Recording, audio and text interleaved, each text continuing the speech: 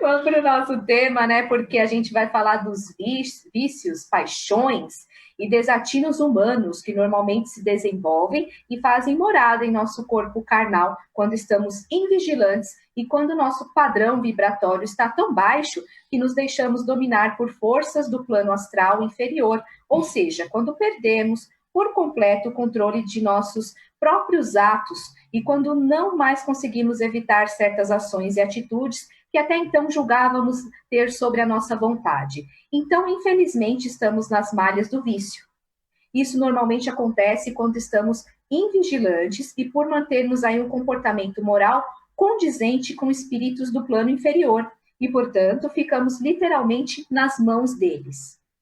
Dessa forma, não mais teremos nenhum controle, nem sobre nosso corpo físico e nem sobre os danos que estamos causando ao nosso perispírito, ao dar vazão aos vícios em geral e desregramentos da vida carnal. Nessa categoria, podemos citar alcoolismo, tabagismo, tóxicos, a alimentação carnívora, o sexo, a maledicência, a avareza, a mentira e tantos outros que nos oprimem, que atentam contra a delicadeza da vestimenta perispiritual que nos envolve e sobre a qual estamos atentando, e muitas vezes destruindo o que de mais importante nos foi emprestado para que possamos evoluir e alcançar outros planos espirituais que é o nosso corpo físico. Em 31 de maio, comemora-se o Dia Mundial Sem Tabaco, que foi criado em 1987 pela Organização Mundial da Saúde para alertar sobre as doenças e mortes evitáveis relacionadas ao tabagismo. No Brasil, o INCA é o responsável pela divulgação e elaboração do material técnico para subsidiar as comemorações em níveis federal, estadual e municipal. Agora, o que você acha aí sobre as campanhas que são realizadas no Dia Mundial Sem Tabaco, Deise? É muito importante essas campanhas anti-vício. E o vício está em todos os seres humanos, né? Nós somos viciados em alguma coisa. Ou falar mal. Ah, mas esse vício não é ruim. É muito ruim. É ruim para nós, é ruim para outras pessoas que a gente comenta. Às vezes até inventa coisas, né? E o vício realmente é químico, ele altera totalmente a constituição física.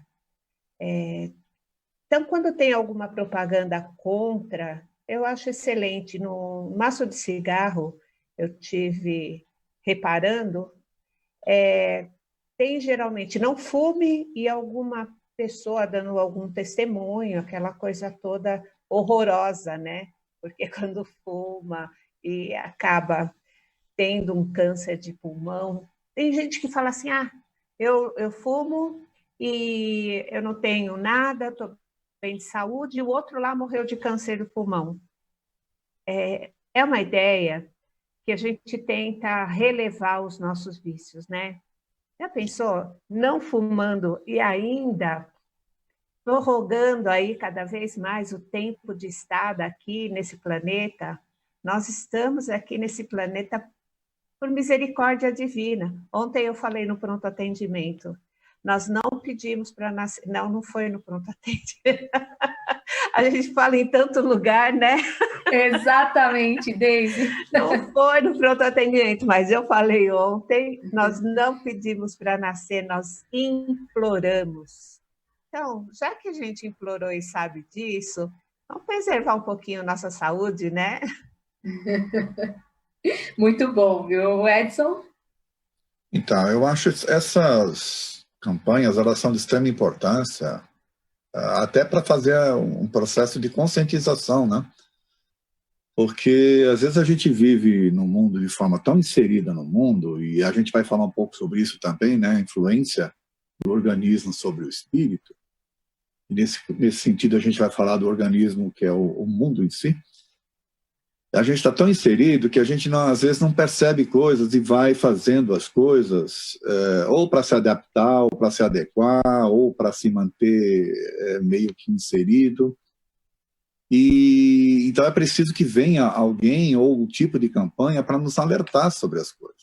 Então, essa, por exemplo, contra o tabagismo, ela foi de extrema importância, até para mudar hábitos aqui no próprio país, né? Porque depois dessas campanhas vieram algumas leis, por exemplo, vieram algumas situações em que essas leis colocaram as pessoas em situações em que, no primeiro momento, elas se sentiram revoltadas, mas muitas acabaram, mesmo na sua revolta, né, acabaram adquirindo novos hábitos.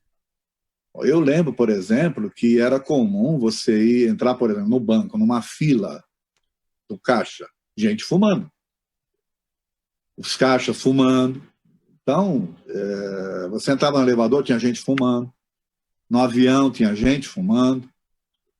Então, essa conscientização, depois as leis que vieram para fazer com que proibido, né, fumar em determinados lugares públicos e coisa e tal, foram fazendo as pessoas deixarem o hábito. Né? Então, tinha uma época, por exemplo, que você pegava filmes, você pegava propagandas e tal, era um tal de todo mundo fumando. Né? Hoje, você já não vê mais isso. Então, é um processo de conscientização. E eu acho que essas campanhas, nesse aspecto, são de extrema importância. Até para nos despertar para coisas que nós não estamos enxergando. Eu, por exemplo, sou um que fumei muito. Eu cheguei a fumar 3 maços de cigarro por dia. Você sabe o que é isso? São 60 cigarros por dia. Eu tinha o hábito de... Eu estava terminando de fumar um cigarro, colocava o outro e acendia aquele cigarro com o que estava por ser apagado. Né? E depois você entra... Lógico, muitas coisas fizeram com que eu mudasse isso, a própria necessidade, avisos dos médicos e por aí afora. Então, eu tenho, graças a Deus, eu tenho hoje 32 anos que eu não fumo. Deixei isso para trás. Né? E foi graças a essas conscientizações, graças a essa capacidade de enxergar coisas que a gente não estava enxergando. E essas campanhas fazem isso. Foi fácil parar, Edson? Não. Eu posso contar rapidamente. Né? Eu comecei com o seguinte, eu comecei diminuindo. De 60 cigarros, eu passei a fumar 6. Então, né? 6 em horários pré-estabelecidos. Ou seja, naquele horário eu acendia, naquele outro, naquele outro, naquele outro. Eu consegui ficar uma semana assim. Quando foi numa segunda-feira, eu falei, bom, eu não vou acender os das 9 horas da manhã, vou tentar não acender os das 11. Então, eu consegui ficar um dia inteiro sem acender o cigarro. Lógico, você vai falar assim para mim, foi fácil? Não, foi uma luta. Né? Não vou acender, não vou acender, não vou acender. Quando eu cheguei em casa à noite, contei isso para minha esposa, ela falou, mas será que você vai conseguir dormir? Falei, pois vai ser uma experiência. Eu não vou fumar à noite também, e vou tentar dormir.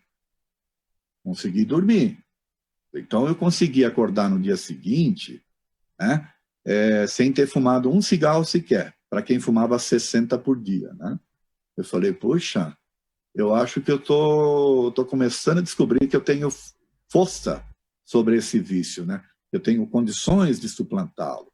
Aí eu consegui ficar mais um dia, mais uma noite.